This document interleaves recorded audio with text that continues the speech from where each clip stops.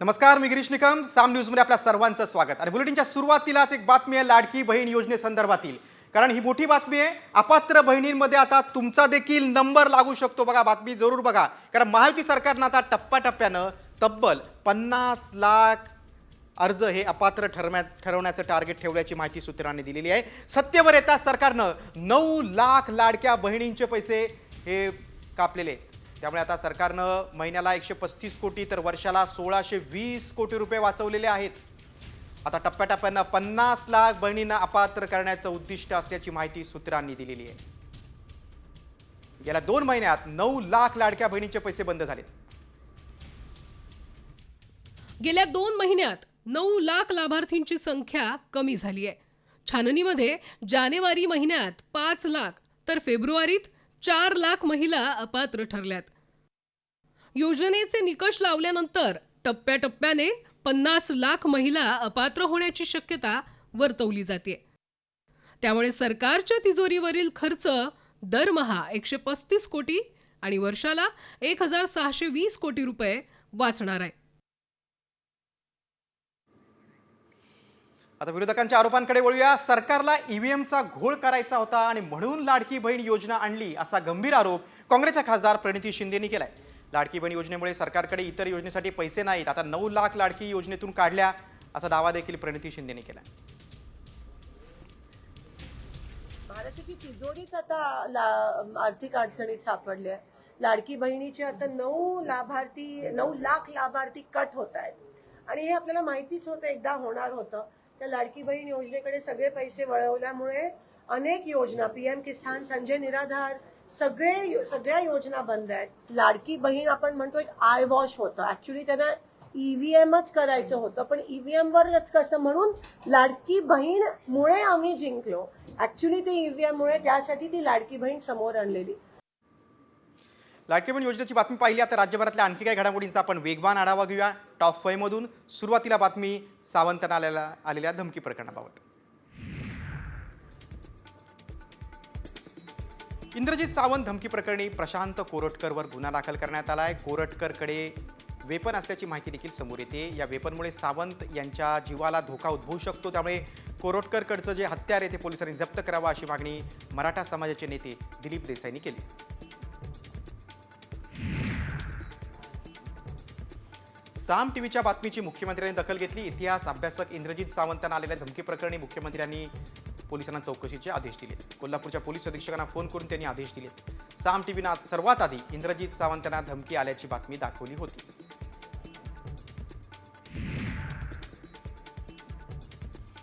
इतिहास अभ्यासक इंद्रजित सावंत यांना फोनवरून जीवे मारण्याची धमकी देण्यात आली. सावंत हे ब्राह्मण द्वेष पसरवत असल्याचा आरोप करत नागपूरच्या प्रशांत कोरटकर नावाच्या व्यक्तीनं सावंतांना धमकावलं. इंद्रजित सावंत यांनी त्याबाबतचं कॉल रेकॉर्डिंग फेसबुकवर पोस्ट केलं.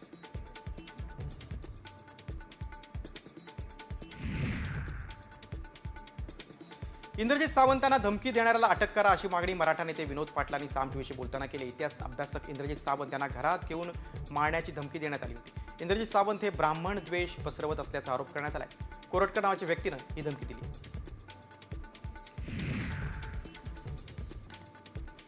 सावंतांना धमकी देण्याची हिंमत कशी होते, असा प्रश्न संभाजी ब्रिगेडच्या संतोष शिंदेंनी केला आहे. संभाजी ब्रिगेड इंद्रजित सावंतांच्या पाठीशी आहे. त्यांना धमकी देणाऱ्यांना संभाजी ब्रिगेड स्टाईल धडा शिकवा, असा इशारा संतोष शिंदेंनी दिला.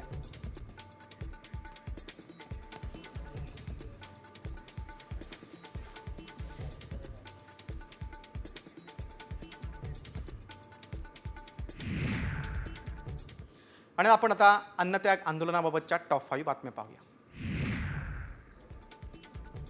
बीड जिल्ह्यातील मस्साजोगचे ग्रामस्थ आजपासून अन्नत्याग आंदोलनाला बसलेले आहेत. संतोष देशमुखांच्या हत्येला 2 महिने उलटले तरी आरोपींना शिक्षा झालेली नाही. यासह मस्साजोग वासियांच्या 7 मागण्या आहेत. सरकारनं 2 दिवसात दखल घेतली नाही तर आंदोलन अधिक तीव्र होईल, असा इशारा ग्रामस्थांनी दिला.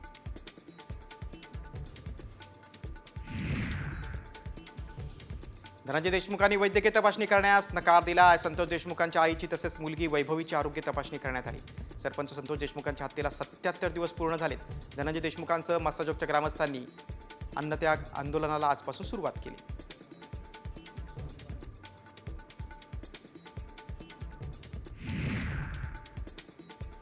खासदार सुप्रिया सुळे यांनी सरपंच संतोष देशमुखांचे बंधू धनंजय देशमुखांना फोन केला.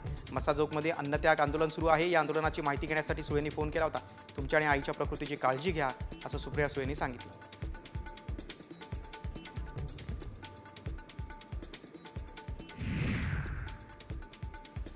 संदीप क्षीरसागर यांनी देशमुख कुटुंबाची भेट घेतली. यावेळी त्यांनी सरपंच संतोष देशमुख हत्या प्रकरणातील आरोपींना मदत करणाऱ्यांना अटक का होत नाही असा सवाल केलाय.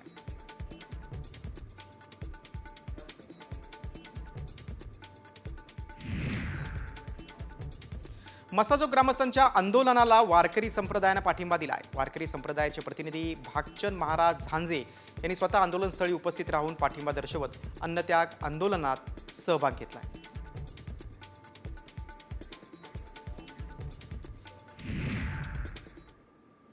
आता आपण बीडनंतर विदर्भातील टॉप 5 बातम्या पाहूया. अकोल्यामध्ये एका मालवाहू वाहनासह ट्रॅक्टरमधील शेतमजुरांचा जीवघेणा प्रवास करणारा एक व्हिडिओ आहे, तो समोर आलाय. ठिकठिकाणी रस्त्यावरील खड्ड्यांची समस्या चिंतेचा विषय बनलेला असतानाच आता अकोल्यात प्रमुख रस्त्यावर शेतमजुरांचा हा जीवघेणा प्रवास सुरू आहे.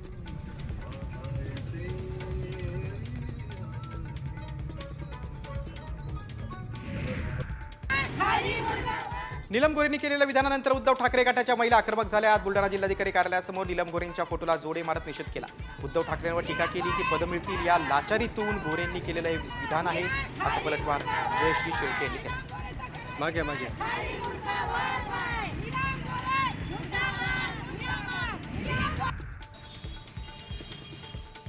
वाशिम शहरातील अकोला नाका ते जिल्हाधिकारी कार्यालयाकडे जाणाऱ्या रस्त्यावर मोठ्या प्रमाणात खड्डे पडलेत. खड्डे बुजवण्यासाठी चक्क लाल मातीचा वापर करण्यात आलाय.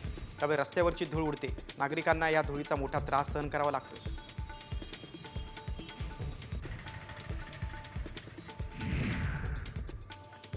घरात शौचालय नसल्यानं शौचालयाला उघड्यावर जावं लागतं म्हणून पत्नीनं थेट माहेर गाठले. अकोल्यातल्या दिग्रस येथील हा प्रकार आहे. विशेष म्हणजे घरात शौचालय बांधलं जात नाही तोपर्यंत घरात म्हणजे सासरी येणार नाही अशी अट आता बायकोनं नवऱ्यासमोर ठेवली.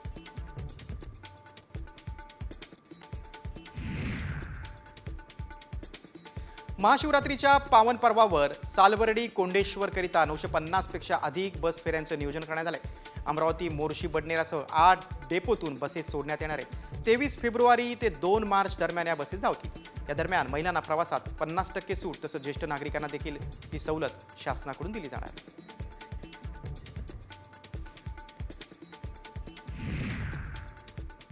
विदर्भानंतर आता आपण पश्चिम महाराष्ट्रातील टॉप 5 बातम्या पाहूया. कोल्हापुरातील रेंदाळमध्ये सहकारी बँकेच्या वसुली अधिकाऱ्यांना मारहाण झालेली आहे. महाराष्ट्र लोकाधिकारी समितीच्या सदस्यांकडून बँकेच्या वसुली अधिकाऱ्याने कर्मचाऱ्यांना मारहाण करण्यात आलेली आहे. त्या कर्मचाऱ्यांना बेदम चोप देतानाचा व्हिडिओ आता समोर आला.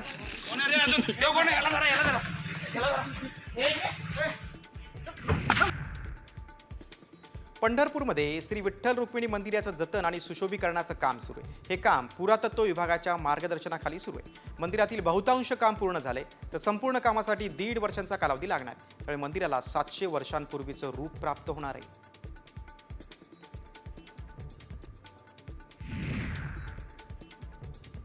कोल्हापूरमधील वडणगे गावात महादेव आणि पार्वतीचं मंदिर सजवण्यात आलंय. महाशिवरात्रीच्या पार्श्वभूमीवर सजावट करण्यात आली. दरवर्षीप्रमाणे या गावात 2 दिवसांची मोठी यात्रा भरणार आहे.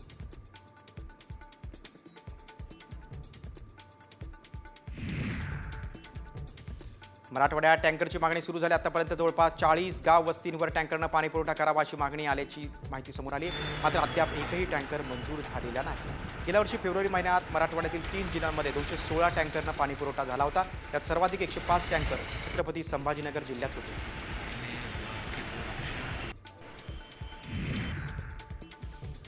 महाशिवरात्रीनिमित्त सांगलीमध्ये फळ महोत्सवाचं आयोजन करण्यात आलेलं आहे. सांगलीत पिकणाऱ्या फळांना स्थानिक बाजारपेठ मिळावी म्हणून या महोत्सवाचं आयोजन करण्यात आलं आहे.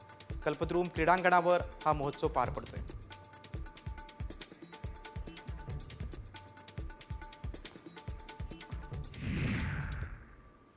पश्चिम महाराष्ट्रानंतर आता मराठवाड्यातील टॉप 5 बातम्या पाहूया. नांदेडमध्ये भगतसिंग कॉर्नर ते गणेश टॉकीज येथे रस्त्याची दुरवस्था झाली आहे. त्यामुळे या रस्त्यावर लहान मोठे अपघात सतत घडत आहेत. गेले कित्येक वर्ष महापालिकेकडून या रस्त्याची केवळ डागडुजी केली जाते. प्रशासनानं तत्काळ चांगला रस्ता बांधावा या मागणीसाठी नागरिकांनी आता धरणं आंदोलन केलं.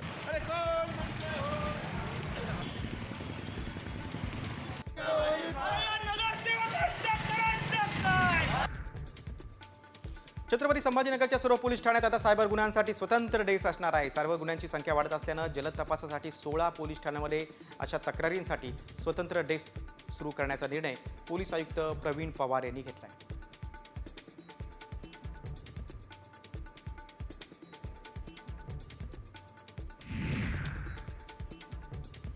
धाराशिवमध्ये ढोकी परिसरामध्ये कावळ्यांचा मृत्यू झाला होता. त्यांना बर्ड फ्लूची लागण झाल्याचा अहवाल आता समोर आलाय. भोपाळमधील प्रयोगशाळेनं प्रयोगशाळेत पाठवलेले जे नमुने होते त्याचा जो रिपोर्ट आहे तो आता पॉझिटिव्ह आलाय. दरम्यान ढोकी परिसरात आता पशुसंवर्धन विभाग आणि ग्रामपंचायतीकडून निर्जंतुकीकरण करण्यात आलेलं आहे.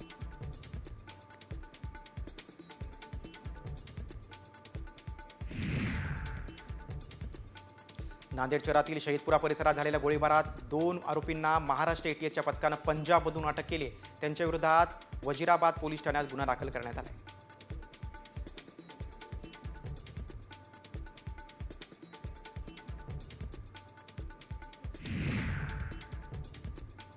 धाराशिवमध्ये आई तुळजाभवानी मातेच्या चरणी एका भाविकानं अर्धा किलोचा सोन्याचा मुकुट अर्पण केलाय.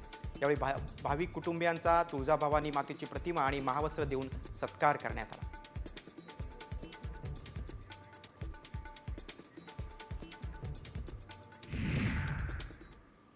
टॉप 5 नंतर आता पुढची बातमी एक राजकीय ठाकरे गटाची. पक्षातील डॅमेज कंट्रोल रोखण्यासाठी आता ठाकरेंच्या शिवसेनेकडून बैठका घेतल्या जात आहेत. आज शिवसेना भवनात ठाकरे गटाच्या नेत्यांची एक बैठक पार पडली. संघटनात्मक बांधणी अधिक मजबूत करण्यासाठी पक्षातील नेते आणि उपनेत्यांवर देखील महत्त्वाची जबाबदारी दिली जाणार आहे. उपनेत्यांवर आता विधानसभा आणि लोकसभा निहाय जबाबदाऱ्या देण्यात येणार आहेत.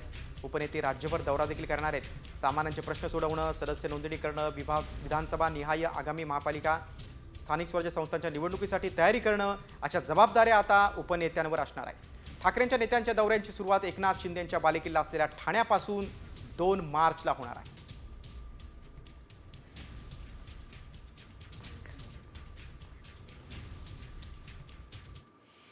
ठाकरे गटाच्या बातम्या आपण पाहिली. आता उत्तर महाराष्ट्रातील टॉप 5 बातम्या पाहूया. मराठा आरक्षण मिळत नसल्यानं 21 दिवसांचं आमरण उपोषण आणि 40 दिवसांचं साखळी उपोषण करणारे गुलाब मराठे आक्रमक झाले. त्यांनी अंगावर पेट्रोल टाकून आत्मदहनाचा प्रयत्न केला. त्यावेळी पोलिसांनी पेट्रोलची बाटली हिसकावल्यानं आनंद टाळला.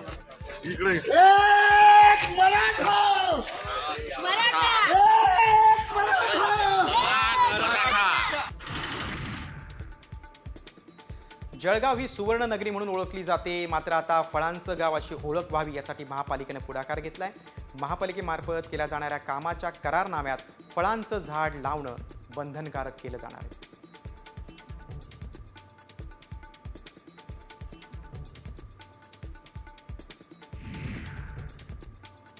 नंदुरबार जिल्ह्यातील शहादामध्ये भटक्या कुत्र्यांनी 9 वर्षांच्या मुलीवर हल्ला केला. त्यात ही मुलगी गंभीर जखमी झालेली आहे. स्थानिक नागरिकांनी वेळीच धाव घेतल्यानं मोठा अनर्थ टळला. या पार्श्वभूमीवर आता भटक्या कुत्र्यांचा बंदोबस्त करण्याची मागणी स्थानिक नागरिकांनी केली.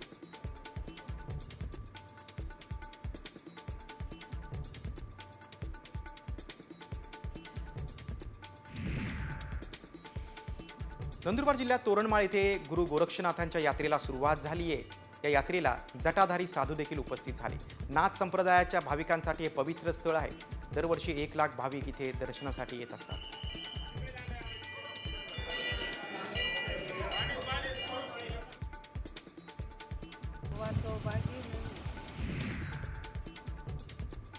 जळगावमधील सावखेडा सीम गावामध्ये गुरांच्या गोठ्याला अचानक आग लागली. गावकऱ्यांनी आग आटोक्यात आणण्याचा प्रयत्न केला. दरम्यान अग्निशमन दलाने आग आटोक्यात आणली. मात्र या आगीमध्ये शेतकऱ्याचं मोठं नुकसान झालं.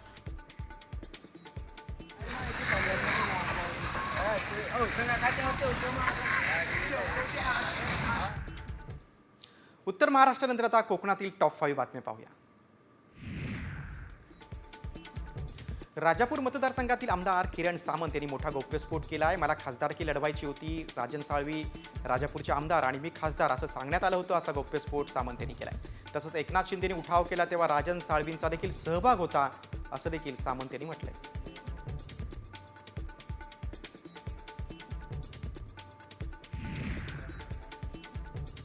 सिंधुदुर्ग जिल्ह्यात मालवणमध्ये भारत विरुद्ध सामना सुरू असताना काही समाजकंटकांनी भारत विरोधी घोषणा दिल्या. या प्रकरणी आता मालवणच्या आडगाव भागातल्या परप्रांतीय भंगार व्यावसायिकांची बांधकामं प्रशासनानं JCBच्या सहाय्यानं जमीनदोस्त केली. स्थानिक नागरिकांनी या कारवाईचं स्वागत केलंय.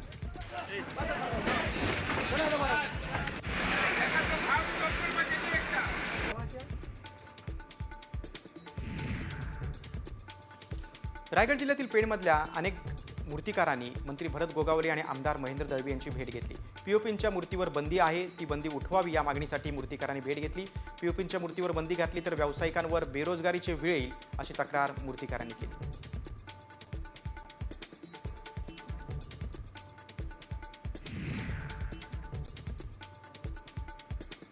वेंगुर्ला सागरेश्वर समुद्रकिनारी 2 दिवसीय पतंग महोत्सवाचं आयोजन करण्यात आलंय.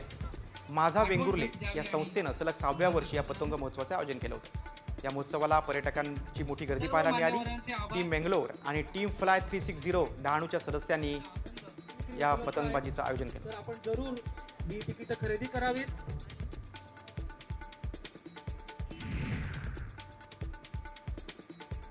कुणकेश्वर मंदिराचा जत्रोत्सव उद्या संपन्न होणार आहे. त्यासाठी मंदिर परिसरात सजावटीचा कामाला वेग आलेला आहे. महाशिवरात्रीच्या दुसऱ्या दिवशी समुद्र स्नानासाठी लाखो भाविक या जत्रोत्सवाच्या निमित्तानं कुणकेश्वरमध्ये येतात.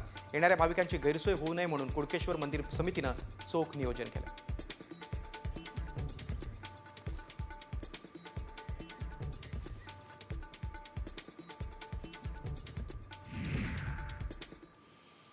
कोकणानंतर आपण नाशिक जिल्ह्यातील टॉप 5 बातम्या पाहूया. विरोधानंतर देखील त्र्यंबकेश्वर मंदिरात प्राजक्ता माळीचा कार्यक्रम होणार आहे. देवस्थानाच्या विश्वस्तांनी प्राजक्ताचा कार्यक्रम होणार असल्याचं स्पष्ट केलंय. त्यांनी या कार्यक्रमासाठी पुरातत्व विभागाकडून परवानगी मिळाल्याची माहिती देखील दिली. कृषी मंत्री माणिकराव कोकाटे यांच्या आमदारकी स्थगिती प्रकरणात नाशिक जिल्हा सत्र न्यायालयानं निर्णय राखून ठेवला. 1 मार्चला स्थानिक जिल्हा न्यायालय निर्णय देणार आहे. मात्र न्यायालयाच्या निर्णयावर मंत्री माणिकराव कोकाटेंनी आक्षेप घेतलाय. नाशिकमध्ये भाजप ठाकरे गटाला धक्का देणार आहे. माजी आमदार अनिल कदम लवकरच भाजपमध्ये प्रवेश करणार असल्याचं सांगितलं जाते. अनिल कदम हे निफाडचे आमदार आहेत. मागील 2 निवडणुकीत त्यांनी सलग विजय मिळवला होता. इतका ताकदवान नेता ठाकरेंची साथ सोडणार असल्यानं ठाकरे गटाला मोठा धक्का असल्याचं म्हटलं जातं.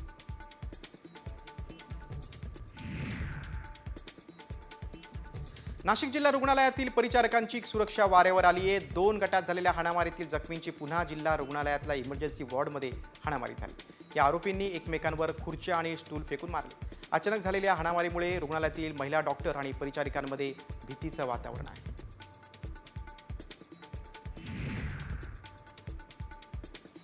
नाशिकच्या पाथर्डी फाट्याकडून इंदिरानगरकडे जाताना 10वीच्या विद्यार्थ्याचा अपघाती मृत्यू झाला. यावेळी अज्ञात वाहनानं त्याच्या गाडीला कट मारला. त्यानंतर त्याची दुचाकी पाणीपुरीच्या गाडीला धडकली. तो लायब्ररीत पुस्तक घेण्यासाठी जात असताना ही दुर्घटना घडली.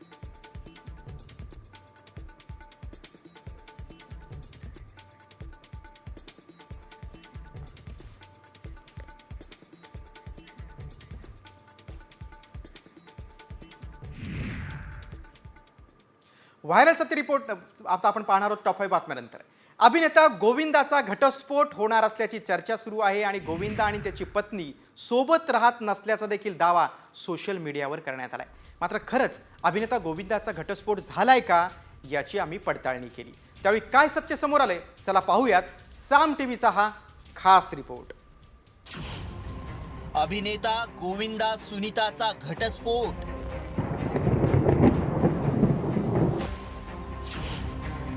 गोविंदाचा 37 वर्षांचा संसार मोडणार.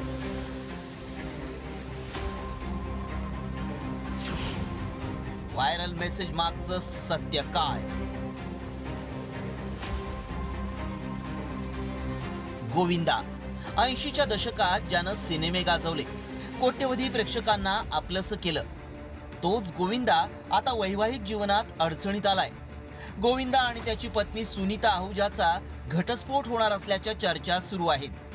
मात्र खरंच गोविंदा घटस्फोट घेणार आहे का? गोविंदा आणि सुनीताच्या संसाराला कुणाची नजर लागली आहे?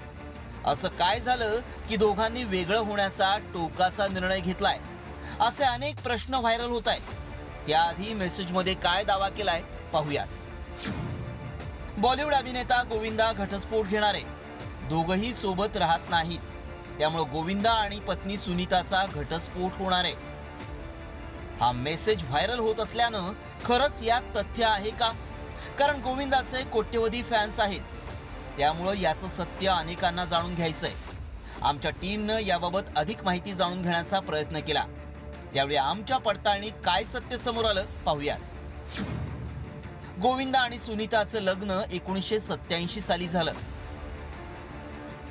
सुनीता आणि गोविंदा सोबत राहत नसल्याची चर्चा आहे. गोविंदा सुनीताच्या घटस्फोटाबाबत अधिकृत माहिती मिळालेली नाही. घटस्फोटाबाबत गोविंदाच खरी माहिती देऊ शकतो. सध्या दोघंही एकत्र राहत नसल्याची माहिती मिळतीये. दोघांना टीना आणि यशवर्धन ही 2 मुलं आहेत. मात्र गोविंदाचा घटस्फोट होणार असल्याची अधिकृत माहिती मिळालेली नाही. ब्युरो रिपोर्ट, साम टीव्ही न्यूज.